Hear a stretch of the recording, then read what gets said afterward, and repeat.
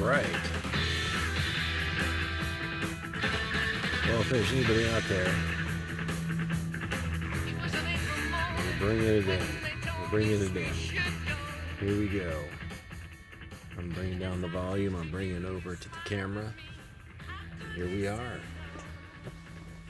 Live somewhere in southern Indiana. I'd like to, thank the former President Obama for doing the intro for the show. I'm really happy that he had the time to do it, to be honest. Speaking of old politicians who aren't really out there anymore, I was just out, hanging out, having a smoke with John Boehner. We just finished up a little while ago. That was pretty cool. He's doing well. Just want to let everybody know. Really likes his new business stuff he's doing with weed dispensaries and shit like that. It's pretty cool. Well, here we are. It's Curious Audio. We're gonna look at an amp here. It's down here in the corner.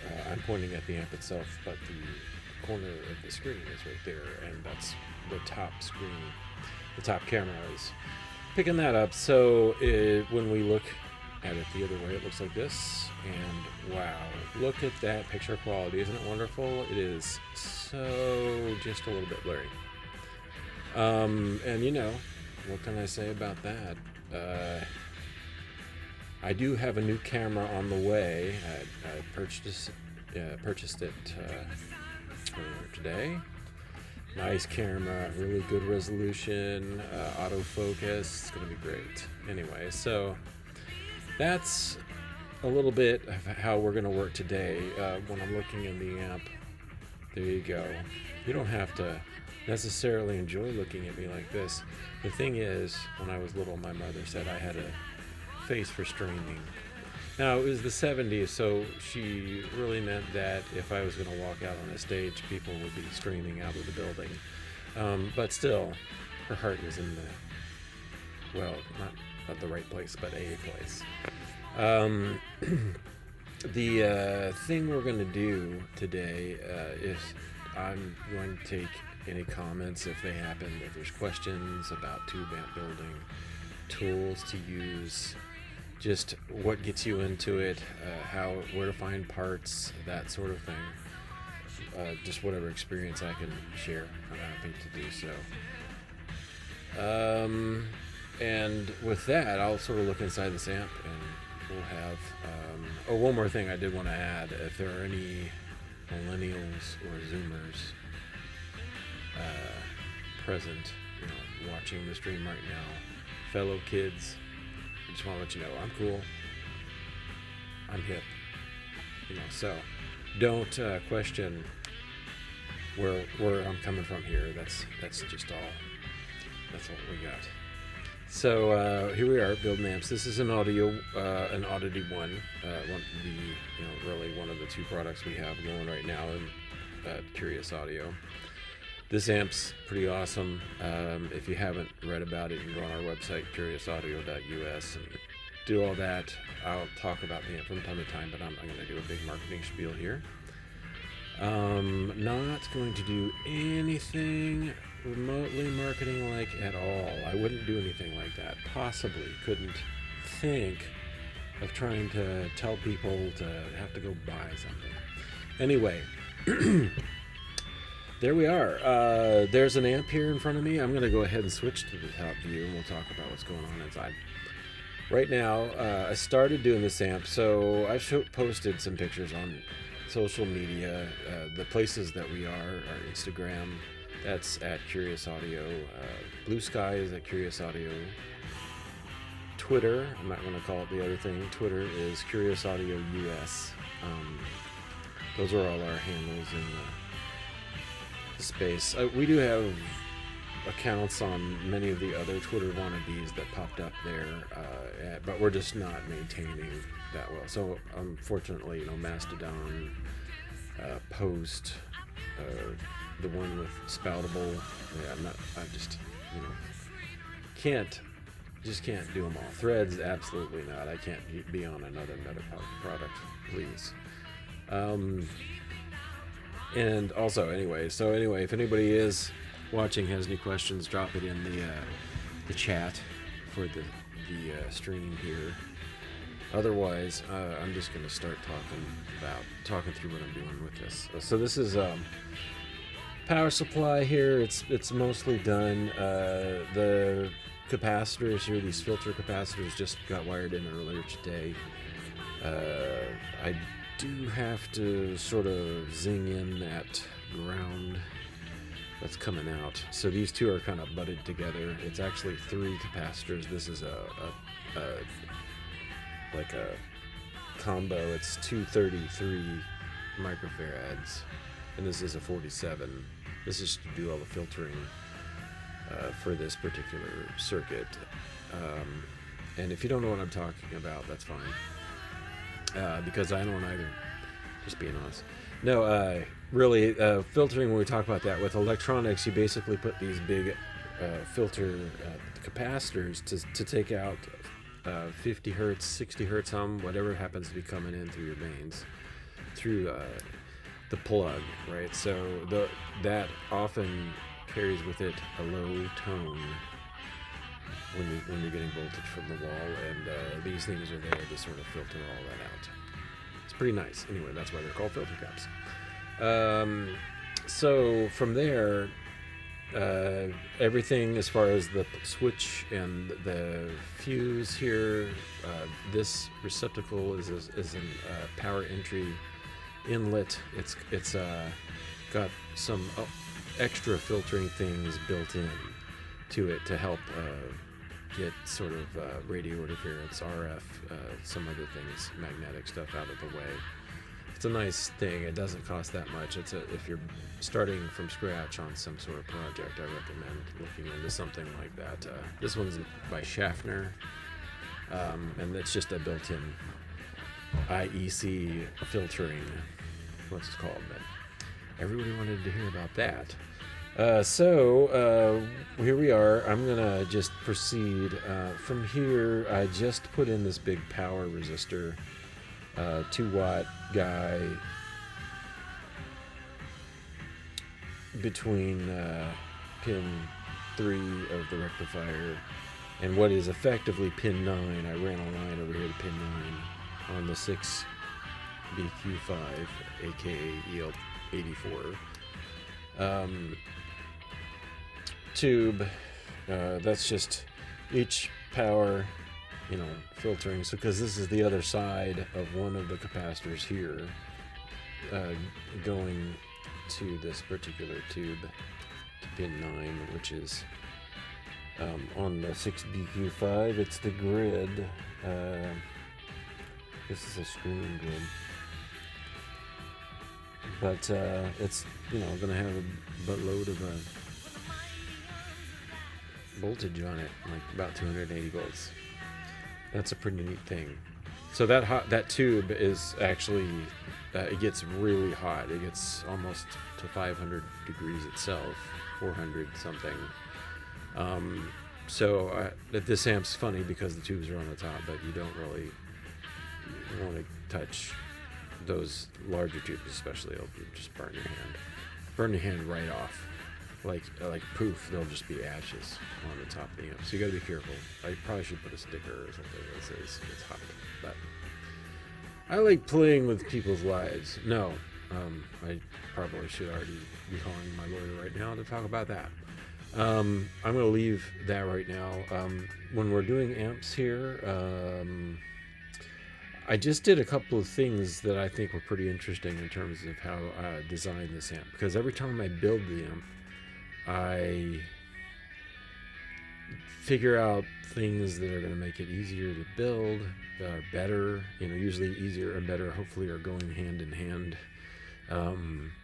Sometimes you think better and then you go through it and it's not actually easier, or vice versa. Like the easier part sometimes compromises on better. So you have to be careful about that. Just kind of watch what happens. Watch out. I wanted to talk about also safety. since we're just meandering through topics right now. But it's probably one I should bring up right from the top, which is anytime you're working on amps, you should sort of take into consideration things you can do that will make your environment more safe. If you're actually working with live voltages, which I'm not today, and most times when you're building you aren't. It's when you're testing amps is when you actually have them usually plugged in and maybe open where voltage would be inside, and you would not want to reach inside. But I recommend wearing rubber-soled shoes in any environment if you actually happen to do live testing. It's pretty important. Large voltages, like this one for instance, can have about 300 volts DC, so that would really hurt you. Be bad. So you do have to be careful if you're working with live voltages, but most of the time when you're building, you're not working with live voltages. You're just soldering things in. So you do have the risk of maybe burning your stuff. You got to be careful there, or maybe accidentally cutting yourself with some cutters or whatever. But for the most part, it's not that bad until things are plugged in and you're ready to start testing things. That's when things get dangerous, which is why I recommend, first off, in those cases, if you get to that point where testing amps, get yourself a nice wood dowel, right? We can poke around. Great if you happen to have a short or something. You're bonking around on different parts, and it'll be worst when you hit the part that's shorting. It'll just be like, so this will keep you from getting zapped. This is just a piece of dowel. Any piece of wood, pencil, maybe not with a metal, eraser bit or whatever. But either way, that's the safer thing to do. And I have to talk about safety, otherwise, the police will come and storm the shop here, and you'll see the thing just end. So anyway, here we are. The filter caps are in. The one is not in. It's still sitting here. It's supposed to find a place. I have to look at a picture to see how this is funny, because the last one I built, I just have to look at that one and go, well, what did I do there? It was this right here. Actually, I'm going to look at a picture. And we come into this turret right here. I think it would be interesting. I've built more than 10 of these amps, but each time I'm trying to build a little better. So I'm trying to find better ways to build it. And the last time was really excellent. I was so efficient, in fact, that I ended up with 2 extra turrets at the end that I just didn't use. So this time I was like, well, maybe there's something I can do to make my life easier. And it actually was this, running this power resistor. Used to run from here over to pin 9, so it was this big, long resistor that had really long leads that was right in the middle of this whole section here. And so now I've shortened it up and gone here instead. Part of my B plus is coming in, and that's the B plus that's going to this particular the 6BQ5 tube right here, going to the grid,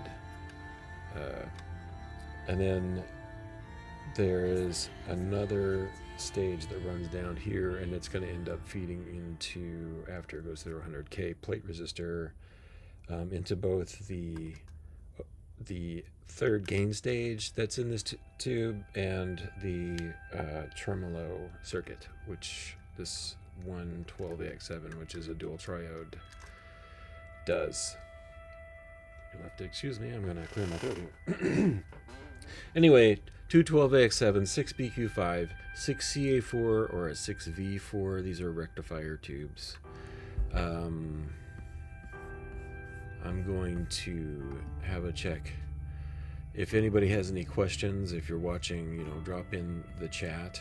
That's fine. I appreciate it. So, and I'm happy to answer questions if you have any. So from here, I'm going to figure out. So this guy goes to this one right here. So all I have to do, this is coming out of this filter cap. It's more B plus. High voltage, so to supply these tubes down on this end. Also, just noting, this already had the filaments wired in. That's the first thing I usually do when I start a new build, is filaments, and that's to run the pilot light and the heaters on the tubes, so it lights them up and makes them get hot, and makes the electrons get really excited and dance around and want to amplify the shit out of your music. It's great. Let me see. So I'm gonna have to spin this down here. I still want to run it kind of low underneath. I do have this potentiometer here, which is the pot for the third gain channel, which I call the overdrive, which is really, creative, right? I really sat around and thought that one up for, like, I spent all night working on it. So anyway, I'm going to run this wire. I'm going to give it a little bit of space, but try to keep it, out of the way. I don't think I have any other things that are going to run underneath there too much. I tried to get away from running underneath the dirt board. It's a real pain. So it's either front or back, but nothing underneath, except for probably there's some things that run low because of this, since you can't see it all, but this potentiometer right here, and that one's, the knob's on top of the chassis of this, because we're looking into the bottom of the amp, right? And I used to have one of these 2-pole double throw, it's both a potentiometer and a switch, right? So, and I used to have this where the third gain stage was, and it would pull on and off for that right there. But this being down there meant a whole bunch of wires would have been here. I had to run way down underneath there, and it was just a huge pain. So I changed it to where everything's on the front, these ones that pull in, and everything's right on top. When you open it up, nice and easy. Really, that's what you find when you're trying to build your own products, is you have to just keep making it easier to build. Each time you build, if it's as hard as the last time, then you won't get very far. You'll get pretty frustrated. But I'll tell you what, after you build your first one and you turn it on and the thing works, you're ready to build another one. You'll be so charged up, so that's the way it felt for me anyway. Like after the first one, I was like, I think I'm gonna do a few more of these. And having just more ideas for what you can do with a circuit as you go along, because this amp, as it stands, isn't the first amp that I built. The first amp didn't have near as many features. So let me see. I'm gonna turn this down. That's about where I want it to be, but I have to leave a long bit right there, so I'll probably cut it pretty short. I don't know about the rest of you, but I saved little bits of wire. I buy wire sometimes, but I try not to. The thing about building these amps also, I don't know if you can see this right here. This is a Hammond transformer. It uses all Hammond transformers. I like Hammond. I know people think they're just like hobbyist thing, but Hammond's been building transformers for over 100 years, So they kind of know what they're doing. Everything I've used has been high quality and really close to tolerance. Like I know I get reliable readings when I use them. But also, they come with really extra long leads on. These aren't really as important wires because they're like a lower gauge, because this is the input transformer. But this being an example, the only one that left that I haven't trimmed yet. This is the from the output transformer, and look, that's like more than 12 inches of wire. So I get a power transformer and an output transformer. I've got enough wire to build the entire amp without having to buy any more wire. Usually, I might run out of white and or black when I'm doing the filaments, because I get picky and I want them to be white and black. It helps me make sure the polarity is the same down the line, which is something I like to do. I don't know that some people think it's that important, but I like to do it. But anyway, when you buy any transformer and you get that much extra wire, it really makes it nice too. Just a little weird, building tip that comes out there. So I saved that wire. I got to trim this down to an amount. And this is a fun one to talk about right away, since I can move into tools. I'm using a tool. I have 2 of these tools. They have the exact same functions, right? There's a wire strippers, there's a crimping tool. This one's got a crimping tool, and this wire strippers. But this is inside here. So if I need to crimp, I need to crimp on the front so I can reach in and crimp. And if I need to strip, I need to strip on the front so I can do that.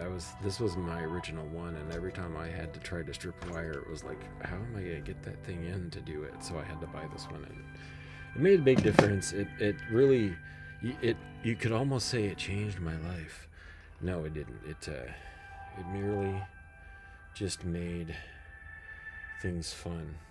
I really feel disappointed that a lot of people didn't see the intro to my show here, because I got the former President Barack Obama to do it.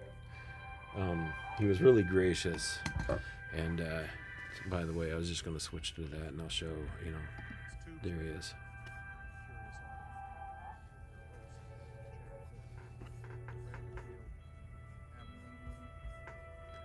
Yep, he says, get ready to be abnormal. And it's true. You could feel abnormal watching somebody be crazy making tube amps. This was down there the way I wanted it to be, so I'm going to wrap it around. I think I'm going to bring it in the inside of this turret.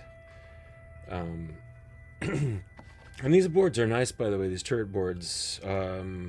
If anyone ever wanted to know where to get some good parts, the place I buy parts is, you probably know them as Amplified Parts if you were looking online for parts like potentiometers and capacitors and tubes, especially. They do another storefront at tubesandmore.com, but they also are at Amplified Parts now.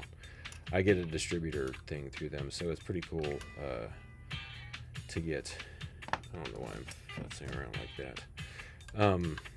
To get the parts I need, like at price I can really deal with, and their prices on Amplified Parts are pretty good too. So lots of different kinds of tubes if you need tubes there. But the capacitors I get from there, the fuse holder, the lamp assembly here for the pilot light. This turret board, which ended up being, pretty close to perfect for my needs. These DP double throw switch and potentiometer deals here. Sockets, you name it. The standoffs, or not the standoffs, but the terminal strips. So they have a lot of different things. It's basically, they kind of have the most. There's lots of different places you can buy parts, but they seem to have the most conglomeration of things that are together. So I will have to leave that there. I hope that that's going to be good. These usually don't have to be tight, and these turrets are like brass, I guess. I'm not.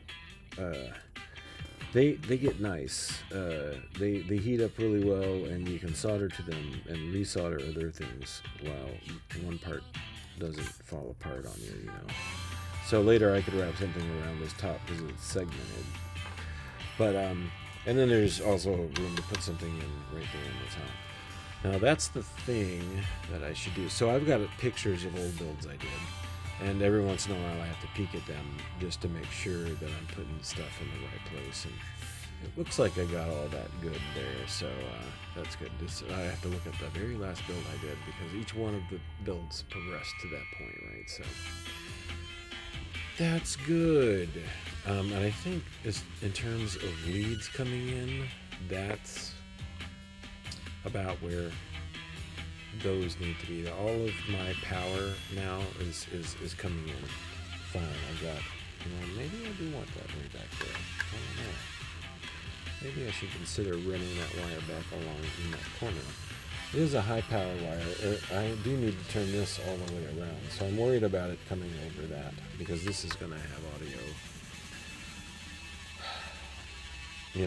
After I solder that part in, maybe I'll just reroute it to the front, because if I don't want it running too close to my audio stuff, if I can help it. And I've got music going and I'm talking, and if I am not being loud enough, drop in the chat and let me know.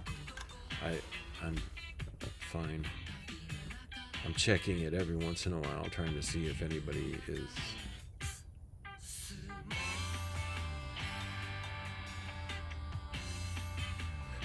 in there. So, okay. What is that? I have the other one linked up there too. This is an interesting thing being a streamer, because I had to figure out how to do all these things at once. So setting up the scenes and making it look good, and having little things like, hey, it's Tuesday. It's exciting. Also, if you're, helping, I have a couple of different ways for tipping. It's neat. But anyway, those are lined in.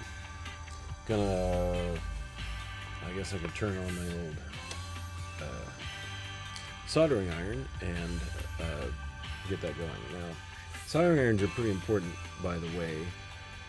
It's kind of interesting. You can really, I don't know if anybody's like me, but if I have something that gets in the way of me just being able to do the thing that I want to do, then I probably won't do it. So I used to have a soldering iron that took forever to heat up. It would take like 20 minutes, you know what I mean? So by the time it was heated up, I might have even forgotten what I was supposed to be doing next, So it became pretty interesting.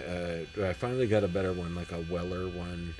It's what it's called, the WS51. I don't think they make it anymore. There's now a digital version of it, but it's so good, and it heats up in about less than a minute. It seems like it's already hot and ready to get some steamy solder all over the place, baby. So that's pretty cool. But don't let your tools get in the way of you having fun. And that was, I think, the thing is the soldering iron wasn't very good, and it took forever to heat up, and it made it really an unhappy kind of experience for me. So I could be like racing through this amp right now. I'm trying to explain everything, so I don't really want to race through it, but I do want to solder on a couple of these bits right now that I think I can do without worrying about. Because the thing about the turrets is I can solder on in different segments and not really worry about the outcome being affected. It looks like we're happy in those considerations. That'll be cool. All right, so I'm gonna do it. I'm gonna solder that. This is where the action really starts to happen, right? I'm gonna solder something. I was talking about things for a while, but I cut a wire and now I'm soldering things. It's exciting. Everybody should really. You know what? I'm gonna switch. While I can talk about solder, right? Solder itself, I use lead-free solder. Have pretty much as long as I can remember, since every single one of these amps. I don't want to be inhaling lead or lead fumes or whatever. So I've been using lead-free. There's stuff that you can buy at like your local big box hardware store. It looks like this. It's called Benzomatic, although you probably can't read it. But this is lead-free. It's got silver, I think, is the main thing. But it'll be over in your solder section. I don't even know. It's near the tools is where I found it, I think. But anyway, I use this one when I'm doing sort of heavier duty soldering. And then I've got some Kester stuff for more sensitive areas. Like it's smaller. You can see how it's thinner. put them both out here so you can sort of see the thicker one versus the thinner one. Right, so anyway, I'm going to use the thicker one now because I'm on those turrets and I really want to make sure I get a solid thing here. So as with your normal experience, you probably know tinning your soldering iron, which I mean just prove your soldering iron still can melt solder is really what you're trying to do. Get a little solder on it there itself. It kind of just helps get started too. So you got some in there, and then it'll help put some more down. So these brass turrets, you just kind of move around. I'm getting the bottom part secured. And there's enough down there where I can just kind of work it around. But, I want to make sure that I'm not just cold soldering this stuff. It has to be pretty well stuck to that turret. And I can see it really starting to bubble there on one side. So I think that's pretty good. You don't want to touch it. Obviously, it's hot. So that's good. And, after you're done, make sure it was the right one. I mean, before you actually solder, make sure you're putting it in the right place, blah, blah.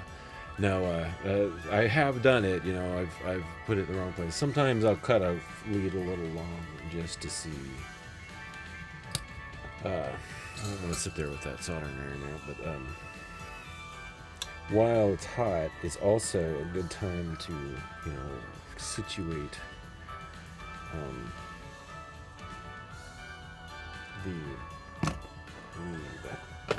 have some other tools other than this is one of my favorites actually.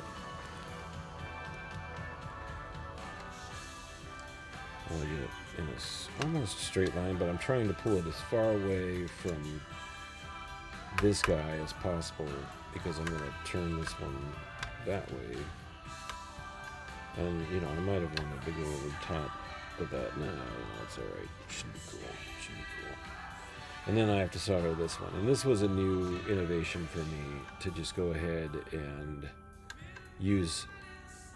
Before I was using the pin on the tube for everything. And I'm trying to do less over the top of the tubes and do more with the turrets. That's something I was dedicated to a couple of amps ago, and I realized it sure is nice. Those things are so big, and they're tube socket on a tube, one of these turrets, right? It's different, or it's not even. It's just a lug, and it's got room, for a couple of things, but it doesn't have room to put 3 or 4 things. And those turrets will last you all day in that regard. So, let me see. What have I got here? I have another one that I do need to solder down, and then I can start throwing in a couple of other things working from this tube. Now, thing to know is I work kind of from this direction, all from here down this way as I'm building the amp. This is the power section. This is the output tube section here, so I'm going to do the output next, and then I'm going to be doing the preamps after that. So it's kind of working backwards through the circuit, but it also makes it easy to sort of make sure things are getting laid in there properly without being too complicated and too difficult to get to later. If there was some sort of thing you had to replace, you would want to be able to get to it pretty quickly and switch it out, and just to be able to access it all. So let's see here. I didn't finish that other solder thing, but that was this one. I'm really going on super hunches here, so that's that one. It's not really super hunches. Again, another. Okay, tin up a little bit,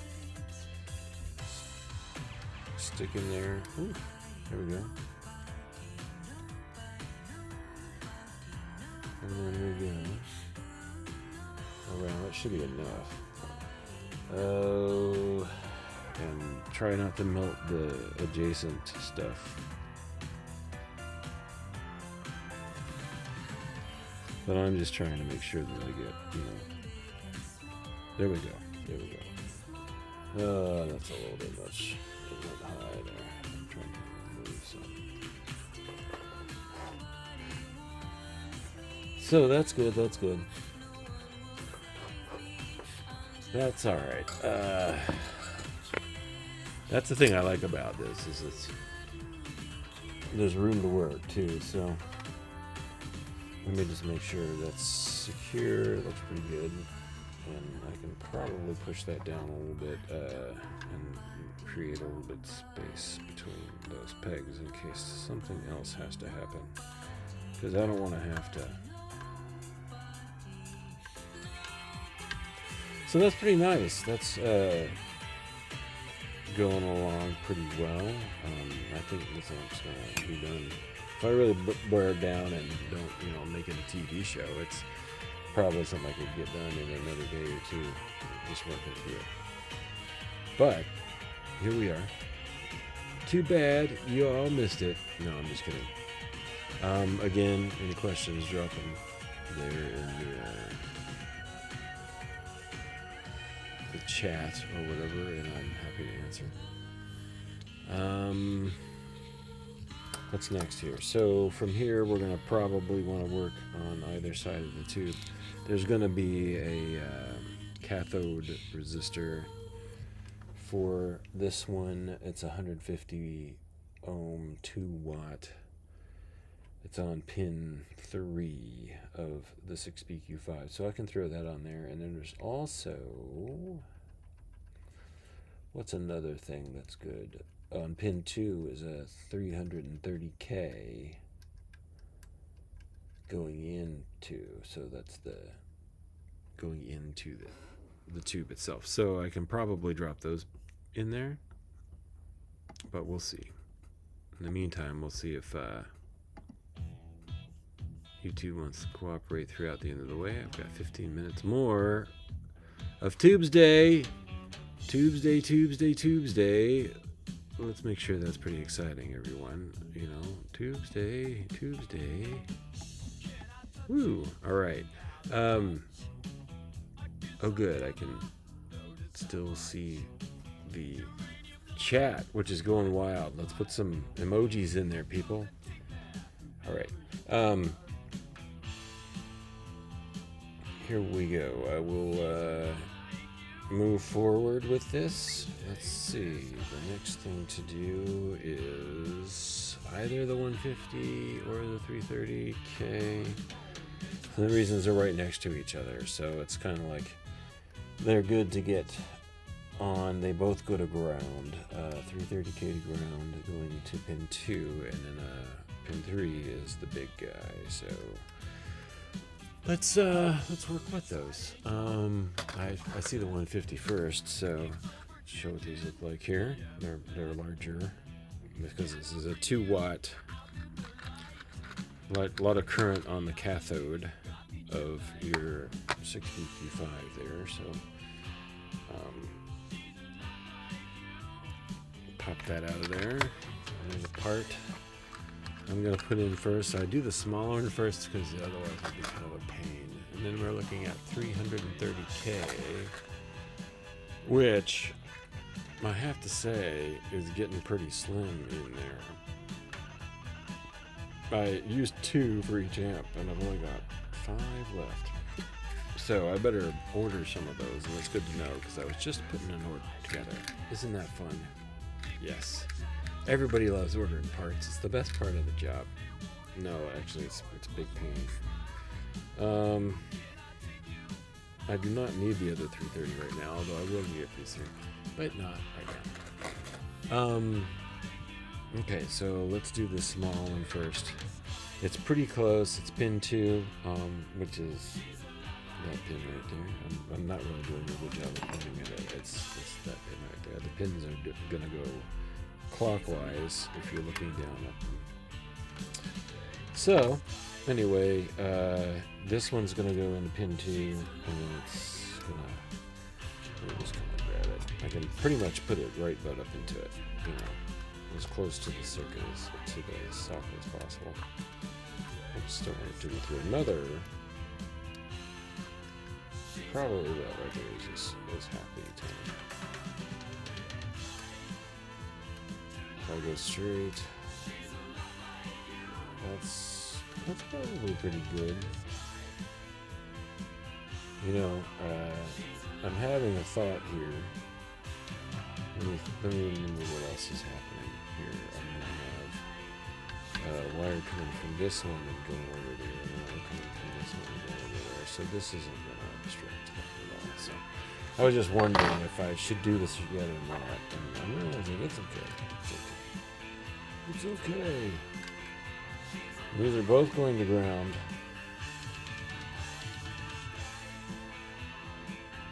And the other thing that's coming in to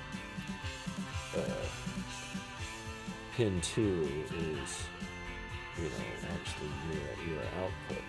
So I can't really solder this one down yet, but I can throw in the resistor and wrap it around ground. And this is just to set the impedance, the input impedance of this particular guy right here. Maybe I want to take that a little bit further down the line there. If I bend it around, it'll be much happier, I think. And then I can really tell it to be happy. Gracious. Here we go. That's fun. Let's see. That one's sitting kind of wide there. It fell out, but that's okay because this is where I sometimes prep it up with a little curl there to rock on. And then it's gonna ride, and I am gonna go over the top of that. Over the top. That's right. You know, you say over the top, you have to put a little emphasis. You just can't say over the top. You have to say over the top. It means something more when you do it that way. It's important. I gotta tell you right now, I am thinking really hard about my friend. As you might have seen earlier, but I'm thinking really hard about my friend John Boehner. He and I are going to meet after the stream, I think, and talk about his new business. He looks pretty good these days, can't you tell? Yeah, it's pretty nice. Anyway, gonna go first, and this one's a good one that I can actually solder in correctly without having to worry about the ramifications, and the reason is that it is the only thing that goes on that particular lug there. So I'm not going to use the thicker solder for that. I'm going to use the more precise. And I'm sure as soon as I'm going to do that, it falls out of its spot there. So let me put that back down for a second.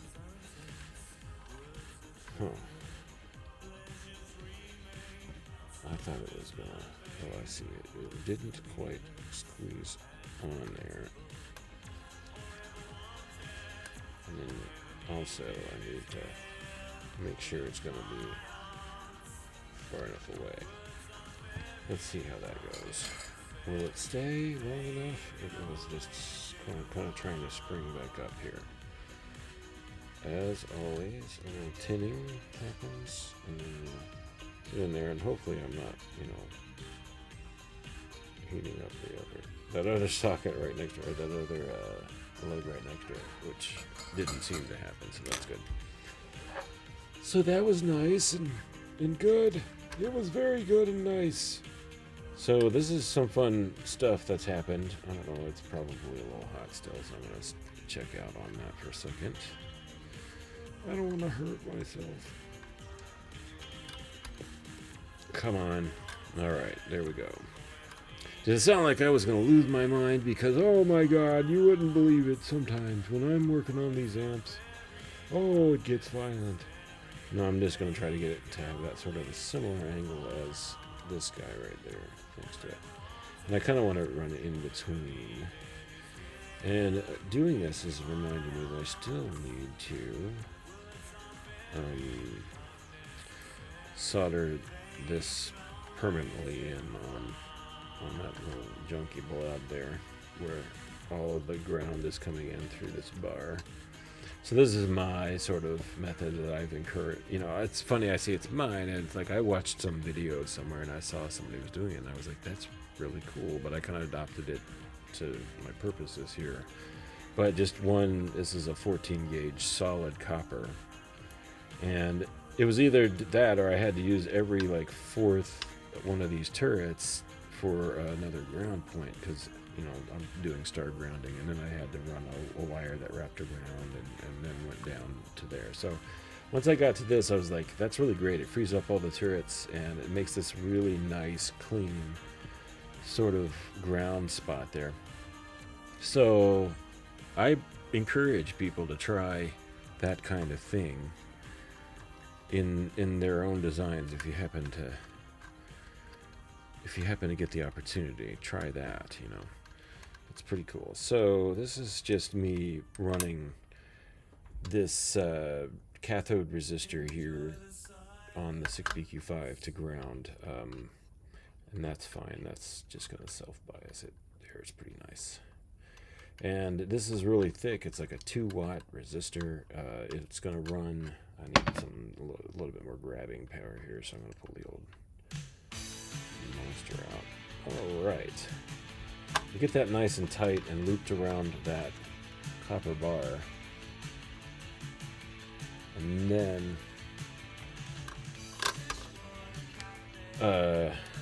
they're pretty easy to solder, although because the copper bar is like, you know, it's a full-on metal thing that is running all the way down and then into another metal thing that's like bolted to the chassis. It's like a heat sink, right? So you have to apply a lot of heat at the pressure, or at the point of contact here.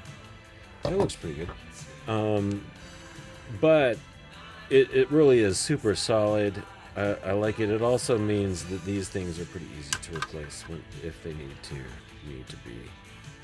Let me see. So that's pretty good. Sometimes I save them. You never know. And then, yeah, those are both in there. I can solder that one down. I can't solder on that because the actual, this is the final audio stage. It runs right into that grid there. So can't do that. I'm going to get to that later as I work backwards through the circuit from this direction to this direction. So what's done already here is the power supply, filter caps, B+ is all directed in all the places it needs to be. And I'm just working from socket to socket to get it all done. It's really 7 o'clock. I might keep it going for a little while, but you know, I'm done. From the 6 to 7 standpoint, the streaming was supposed to be, and like I said, I might go out and join John Daner in a little bit here.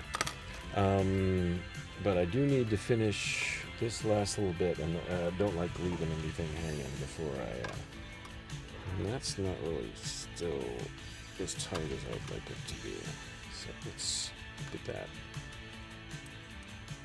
happier. This is a little malleable still, this copper wire, so you don't want to bend it out of shape. That looks pretty good. I'm going to run it over there like that. And then final stage, and this is a job for the chunkier solder. Again, completely lead-free. You can get this at your big box store. It's Benzomatic. And then you could special order online through electric stores. Maybe one of your favorites is some Kester. It's also lead-free. This is really good stuff. It's NTE, I guess owns the number. I can't remember it's got a number on it, but it's tin, silver, rosin, copper. So it's a pretty good one, and it's definitely lead-free. I make all of this stuff lead-free. I only use lead-free components. We're actually, I guess we're supposed to be doing that these days.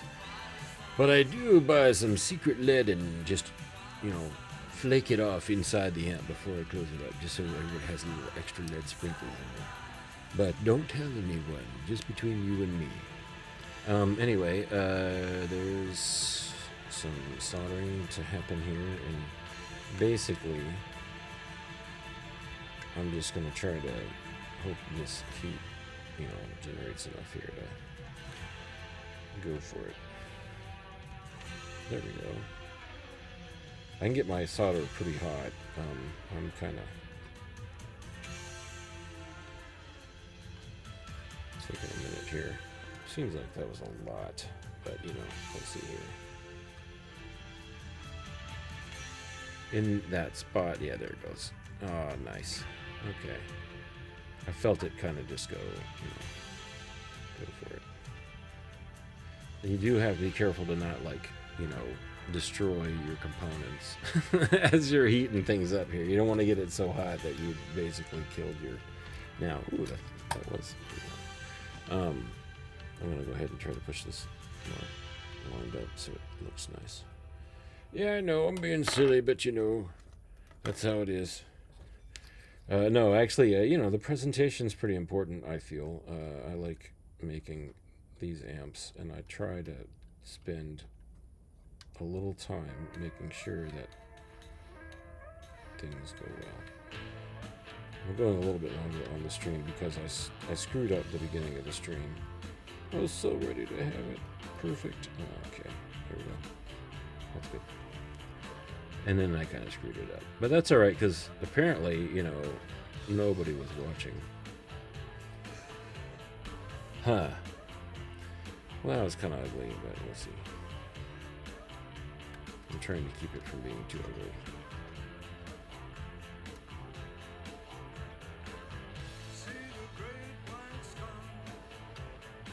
That's nice. I'm gonna get in and like everybody see what I'm doing there. All right, that looked ugly too. So, but either way, it's in there. A little bit extra. Yeah, there you go.